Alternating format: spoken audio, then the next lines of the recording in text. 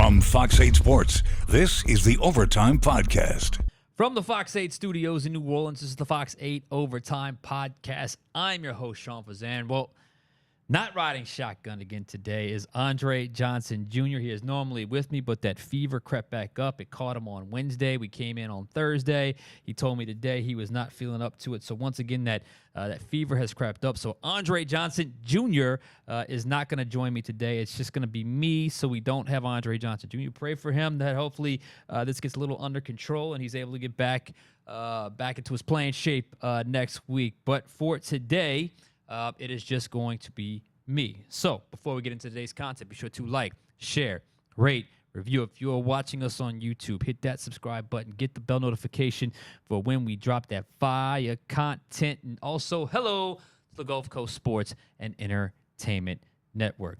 As I mentioned, no Andre Johnson Jr., so no back and forth, no banter. It's just going to be me today. It is Friday in the city of New Orleans, a beautiful day in the city of New Orleans. It's always a good month when it gets into March and into April. The weather gets better. It's sun shining. It's spring forward this weekend, so don't forget to move your clocks up an hour. Some of y'all like that. Some of y'all hate that. I don't know. Do you like had the sunlight later? Do you like the sunlight to come up earlier in the day? To each his own in that regard, but don't forget to move your clocks up an hour this weekend. For today, we are going to touch on one topic when it comes to the New Orleans Saints that hasn't been, at least this section of the topic has not been touched on very much, if at all, this offseason. But as just to kind of set the table of where the Saints currently stand, I was actually a little bit surprised that we didn't hear more from the Saints today in terms of some moves that have to happen in terms of a restructure or potential cutting. Because as we sit right now, nothing was done. It could change throughout this podcast. It could change by the time you watch this podcast or listen to this podcast. But as of right now, the only restructure was Eric McCoy. The only cut has been Jamal Williams. So as of right now, the New Orleans Saints sit $39 million over the salary cap. We are expecting some sort of restructure when it comes to Derek Carr's contract, expecting some kind of restructure when it comes to Cesar Ruiz's contract, expecting some kind of restructure when it comes to Carl Granderson's contract. And then there are other players that they can cut to get below that salary cap threshold where they need to get to by Wednesday of next week, which obviously they have no choice. They got to do it. They got to get down to that spot to get down to zero. They've done it before. They do it every offseason. It's just what they do. So I was a little surprised nothing broke today in terms of some restructures, and I'm going to keep checking throughout the podcast. But as of right now, that's all we have to go on. So as with that kind of in the background, so to speak, we're going to take a different big picture topic approach today because it's a topic that we talk about a lot, but it's not this section of the discussion has not been really talked about throughout the entirety of the offseason. We have talked a ton. We love to talk quarterbacks here. We talk quarterbacks a lot, and we're going to talk quarterbacks again, but we have talked a ton about Derek Carr. It gets a reaction from a lot of you watching. A lot of them like him. A lot of them dislike him. A lot of y'all dislike him. We have talked a ton about Spencer Rattler. A lot of y'all like him. Some of y'all don't like him. We've even talked a lot about Jake Haener on this podcast. We've even talked about the possibility of drafting a quarterback this year already on this podcast, something that obviously cannot be dismissed given the Saints' recent history of drafting quarterbacks, one, and two, where they currently stand at the quarterback position. But we have not touched one piece of the quarterback debate, and this is a valid topic and one that probably deserves some more discussion. So we're going to go there today. We're going to do it right now, especially when you talk about a new head coach, especially when you talk about a new offensive system. And that is simply this. Even if the Saints keep their current quarterback room as is for right now, they don't make a move with Derek Carr, they don't make a move with Spencer Rattler or Jake Haener, should they still target a veteran backup in free agency? So keep in mind, I'm not talking about someone to come in and replace Derek Carr. I'm talking about someone to come in with veteran experience to compete for the backup quarterback job. Let me just say, to that question, I say it's something the Saints should strongly, very strongly consider, especially if they are true to their word and they are truly investing or doing all they can in winning in 2025. Some of y'all do not want that, and I understand that. But the Saints are not going to go into a season saying they do not want to win. Now, there are things you can do strategically to say you want to win, but maybe the goal is to not necessarily be where you want to be right away. But if they do want to compete in 2025 and they do want to have the chance to win and get back to their a very quick turnaround, which, look, I don't think is going to happen, but crazier things have happened. I think they have to truly take a look at this possibility because even with Derek Carr likely returning, and by all indications, but what was said by Mickey Loomis at the NFL Combine, what was said by Kellen Moore at the NFL Combine, they still believe in Derek Carr. His contract obviously has a lot to do with that. Their salary cap situation obviously has a lot to do with that. The bottom line is he is more likely than not going to be back on a restructured contract. So he will be back most likely, like I said before, unless there was a crazy trade offer or unless something goes haywire in the restructuring process, because there's not going to be a pay cut. The restructuring is usually a pretty straightforward situation where no one or Derek Carr does not lose any money. So even with all that, even if they are firmly behind Derek Carr, which they say they are, even if you are the biggest Derek Carr fan out there, even if they truly believe Derek Carr is the guy that takes them to the promised land, I don't think that's going to happen, but let's just say that's where they believe. The Saints would be foolish. The Saints would not be doing their proper due diligence, would not be doing the service to the organization if they do not take into account Derek Carr's latest durability concerns. When I say latest, since he's gotten here, this guy was incredibly durable during his time with the Raiders, but since he's gotten here, he has had durability issues. And not just Derek Carr. The Saints, just think about this. How much the Saints have had to turn to their backup quarterbacks since 2019. Remember, 06 to 18, Brees missed one game due to injury. But from 19 on, the Saints have had a incredible run of misfortune when it comes to injuries at the quarterback position. 2019, Brees missed 5 games. 2020, Brees missed 4 games. 2021, remember, Jameis was the starter, tore his ACL. He missed 10 games. 2022, Jameis came back as the starter, got injured, and then eventually did not get his job back. 2023, Derek Carr exited 3 games prematurely or early in a game. Didn't miss any starts, but he left 3 games early. And obviously last year, 2024, Derek Carr missed 7 games, first with the ab injury or the oblique or whatever it was, and then obviously the broken hand. There is when you look at it as 1, 2, 3, 4, 5, that is 6 straight years the Saints have had to turn to a backup quarterback. Yet when you look at their success with those or backup quarterbacks in each season, there is a clear line of success and failure pre and post Derek Carr. Before Derek Carr got here, then when he got here in 2019. Y'all remember this? Teddy Bridgewater, step right in, went 5-0. Think of how different that season would have been had he not stepped up and delivered. Remember, the Saints finished 13-3 and were playing some really good football heading into the playoffs, and obviously they laid an egg against the Minnesota Vikings. But Teddy Bridgewater, when Brees went down, stepped in for 5 games. And remember, there was even some talk of, hey, look, there was 1 game before the bye week. Let's let Teddy play 1 more game. He's in rhythm, and then let Brees come back after the bye. Brees got back a week early, but that's how good he was playing at that time, Teddy Bridgewater. They went 5-0, and he was fantastic. In 2020, Brees missed 4 games. Taysom stepped up. Remember, it was that weird dynamic where Jameis was the in-game backup, but Taysom was, if Brees were to go down, he was going to be the number 2 on game day, or number 1 on game day.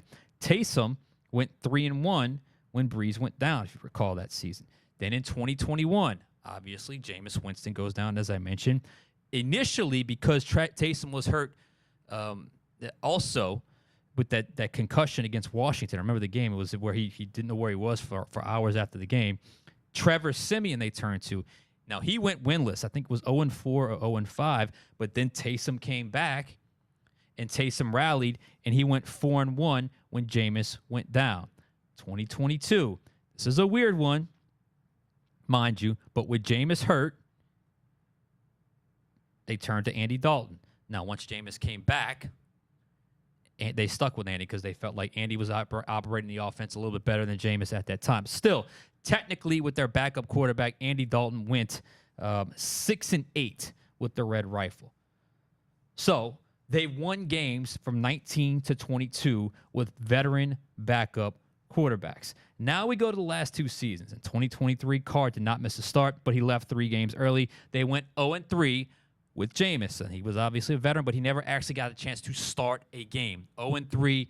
I think the earliest he got in the game was the third quarter in those 3 contests: Green Bay, Minnesota, and obviously Detroit. And then, of course, last year, 2024, Carr missed 7 games, as I mentioned. They go 0-7, 0-6 with Rattler, 0-1 with Jake Haener.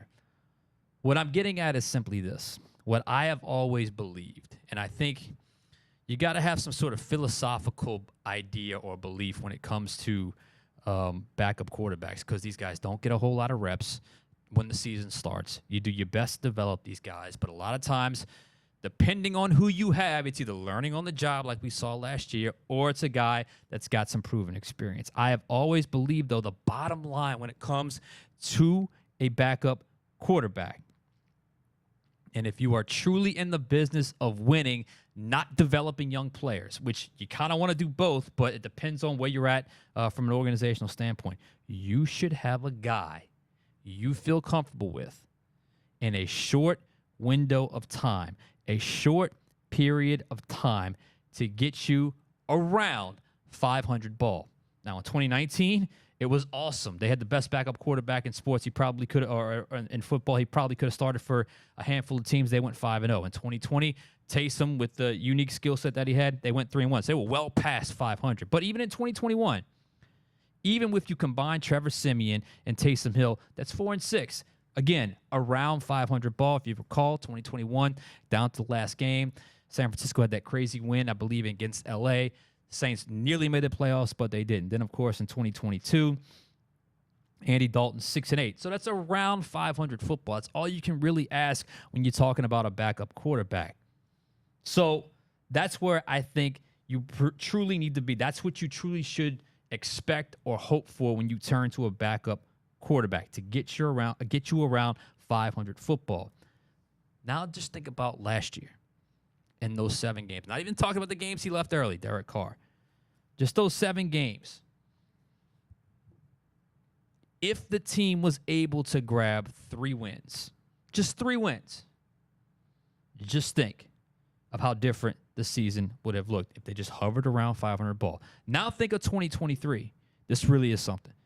If they just get 1 of the 3 games Carr exited, they make the playoffs. Dennis Allen's still the coach here, and the whole chain of events that happened after does not happen. If they would just got 1 more win with one of those guys, and you can say with the starter as well. And the bottom line, why I think this is something to have to strongly consider, is simply this. With what Carr currently gives you as a starter. You know, I talked about staying around 500 ball. Well, Derek Carr kind of gives you 500 ball as a starter, maybe a little bit above. He's 14-13 as a starter. It should not be that big of a drop-off from Derek Carr to whoever the next guy is, given what he has given you as a starter. It should not be that big of a drop-off in terms of production, in terms of wins and losses. If he is 14-13 as a starter, the next guy up should not be 0-7 or 0-10 if you count the games he exited in 2023. It shouldn't. I mean, it simply should not. All that to say, to me, if you are Kellen Moore, even if you like Derek Carr, even if you like Spencer Rattler, even if you like Jake Haener, I am strongly considering bringing in a veteran backup if you truly want to win. I'm not saying that veteran should come in and automatically be the backup quarterback. I believe Spencer Rattler got invaluable experience, and I believe Spencer Rattler, his game will grow. But I also believe bringing a little competition there for the number 2 spot, I think only helps the entire room. And who knows if this veteran backup is good enough or catches a hot streak, whatever the case may be, maybe even pushes Derek Carr. If Spencer Rattler shows growth and he wins a competition and he's able to upend the veteran and it's clear he's the guy, he would have earned it. And maybe you say goodbye to that veteran. Remember back in 2010, the Saints brought in Patrick Ramsey, Tulane guy, to be a veteran backup. He had starter experience in the league, and then they also had Chase Daniel. Chase Daniel beat him out. And they rolled with Chase Daniel as the number 2, but he had to win that through a competition. So I'm thinking if that is indeed the case, and that's if you're Kellen Moore and you are certainly considering that, you also have to consider the other option of, yes, I'm going to bring the veteran in, but if the second-year guy, or I don't know where they stand with Jake Haener, or someone shows that he is actually better, or he has the bigger upside, and we trust him, even though they kind of struggled with their rookie seasons, or I guess in Haener's case, the second season, then so be it. But if I'm the Saints, and I am looking at this crazy run of injuries that I have had to my starting quarterback, back to even when Drew was here, the last 2 years of Drew, because remember, he was the model of durability from 06 to 18. Then I look at how far they have fallen off in production from the backup over the last 2 seasons. I have got to consider the veteran backup quarterback options. So what are those veteran backup quarterback options? Well, let's look at the market. 2 players that I have always liked as true backups. 2 players that I've always liked as true backups could be available. We've talked about one a few times on this podcast. His name is Cooper Rush from Dallas. Yes, the same Dallas where Kellen Moore coached at for, 4 or 5 seasons before he went to L.A., then went to Philadelphia. So there is a connection there.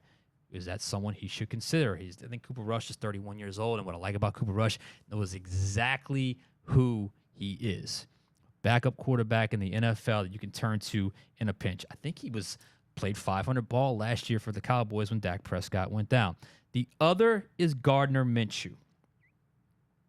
I've long said Gardner Minshew was the best backup quarterback, the best relief pitcher in the NFL. He's not good enough to be a full starter, but in a tight window, he is a guy that can help you win games. Last year, he was the Raiders starter, but they kind of went back and forth. Like I said before, never quite good enough to be the starter, but can be a very effective relief pitcher. Is that someone you look at when called upon, or if he's available? Is that a potential veteran backup you could potentially look at? I think that's certainly one you could certainly consider. Mason Rudolph is another one. Again, all these guys at some point in their careers, with the exception of Cooper Rush, at one point they were looked at as possible starters, or maybe they can develop into something. But at this point in their respective careers, when I talk about Minshew and I talk about Mason Rudolph, they're going to be high-end backup type players. Mason Rudolph is a guy that's coming. He's won games in the NFL. He's won games as a backup.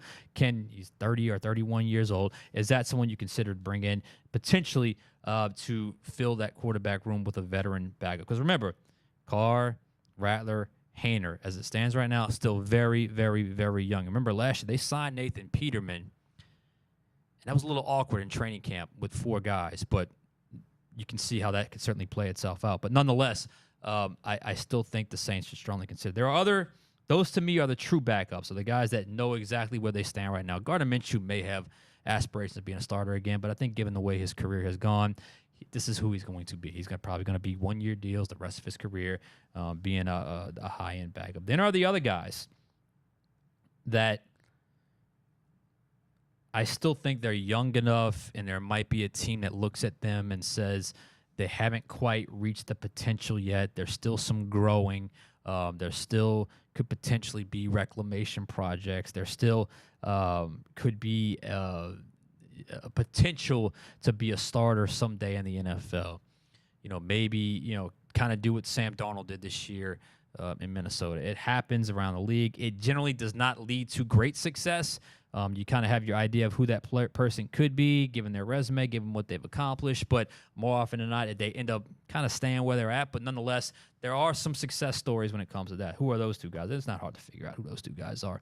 It's Justin Fields and it's Daniel Jones. So you're talking about a decent market when it comes to the veteran options. There's going to be a reshaping of the quarterback market because there's going to be some players that veterans are going to sign as starters elsewhere, and that's going to reshuffle the market, and who knows what could or could not potentially be available. But I think all in all, when you look at where the Saints currently stand, and when you look at how the team currently is structured, and you look at their recent run of failure, quite frankly, when it comes to the quarterback position, when it comes to what they actually do when they get their opportunity, I think it's a piece of the puzzle that probably doesn't get talked about enough. And it's probably when you don't realize it until you lay it all out, just how much they've had to use this backup quarterback situation over the last 6 seasons. And you got to factor that into the equation. And where you want to be from a confidence standpoint in Spencer Rattler? I would say for me, it would be awesome if you brought in a veteran, and that veteran, it's clear as day that Spencer Rattler went to the offseason, did what he was supposed to do, showed that growth, and it's obvious to everyone watching that he should be the guy. He earned the opportunity to be the number 2. But if that doesn't happen, you have a veteran. You can certainly invest in a veteran backup, which I think is something the Saints should strongly consider as they move forward into this offseason. So let me know what y'all think about that. Normally, I would have Andre to talk to about this, but and we would have a lot to talk about this. But I think it's smart business. I also think it's smart business. At some point, I was on my way to the Pelicans game on Thursday. One of the men that works in the arena, he stopped me. He goes, "Should the Saints still draft quarterbacks?" I said, "Look, this goes for free agency. This goes for draft. This goes for whatever. Until you have the guy you can hand the ball to for the next decade, you should not be afraid to look at your options at the quarterback position." And as the Saints currently stand right now, they do not have that guy they can give the ball to for the next decade. Maybe that player can develop into that. I know a lot of y'all are very high on Spencer Rattler. Maybe more often than not, a 5th-round pick does not, but crazier things have certainly happened. But until you find that guy, you can certainly keep investing at that position. And I think this is a pretty low-risk, potentially high-reward investment because a veteran backup on the free agent market. I know like Jarrett Stidham could be available. He was with Denver. Like Trey Lance is out there. Again, I'm not talking about guys you're going to come and start. I'm talking about guys that got to fill in a short window of time and keep your team afloat, because that has been a major issue for this organization. And, oh, by the way, do you consider drafting players at that position? 1st round, 2nd round. They've done the day 3 thing a lot. I wouldn't necessarily have a problem with that, but I would like to see them, if they are going to invest in the quarterback position in the draft, maybe a little higher in the draft. Hayner was a 4th-round pick. Spencer Rattler was a 4th-round pick. So where else could they potentially go in the draft that position? 1st round, 2nd round, obviously. I guess 3rd round, even though Garrett Grayson was a 3rd-round pick as well. So I still think all options would be on the table in terms of bringing some new blood into that quarterback room. So we'll see how it plays out. Free agency, the legal tampering period begins on Monday. Then they can start signing players on Wednesday. That's when the Saints have to be cap compliant. So we'll see what happens. We'll see how they target that position. But you can't tell me when you look at just around the NFL. Well, just look at Kellen Moore, for instance. Jalen Hurts missed a couple games. They had Kenny Pickett, a guy that started games, and they had Tanner McKee. And they were able to do enough to figure out a way to win a couple games when Jalen Hurts was not available. Not a guy that's going to carry the team for a season, but in a small window can keep you afloat. And I'm afraid the Saints have had to turn to those players over the years, but the last 2 seasons in particular, whether it's lack of development, lack of opportunity, coach, whatever the case may be, player's not ready, that person they have turned to, frankly, has not been able to do enough things consistently to get the job done to help them win games, because they haven't won they haven't won a game without Derek Carr since he's been here. I'm going to do one quick check here just to make sure nothing popped in the midst of this podcast. Saints-wise, because I would hate to not acknowledge that if that's already happened. So we'll take a quick look here. I don't even see anything yet. But as they get into the free agent period coming up on Monday, the moves are going to start flying. Just kind of jotting down some notes in terms of what I think the Saints do or do not need. Yeah, I went offense. I went defense. I went on defense. I think defensive tackle is probably their biggest need. Edge player is going to be 1A, or maybe you flip that, because if you're going true 3-4, or if you have or if you want to get close enough to the personnel to run that 3-4, then the edge player is going to be a huge part of that equation. And they don't, if it's a different body type, different skill set, whatever the case may be, that's certainly going to be up there. And then look, with Paulson Adebo being a free agent, you're going to have to add a cornerback if he signs elsewhere. So that's something to certainly watch. On offense, I just talked about backup quarterback, but truly that's something that they will have to eventually figure out. But you also have a need at wide receiver. I would probably put that number 1. You need a starting left guard. That's probably number 2, or maybe that's 1A. I want to see him add a tight end. Is it in free agency, or is it in the draft? Given where they pick at number 9, maybe they'll be able to to add a tight end in both areas.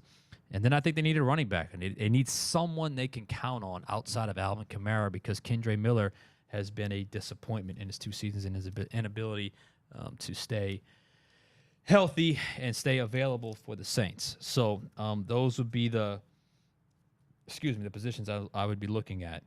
If I'm the Saints, and where their biggest needs are as free agency is set to begin. All right.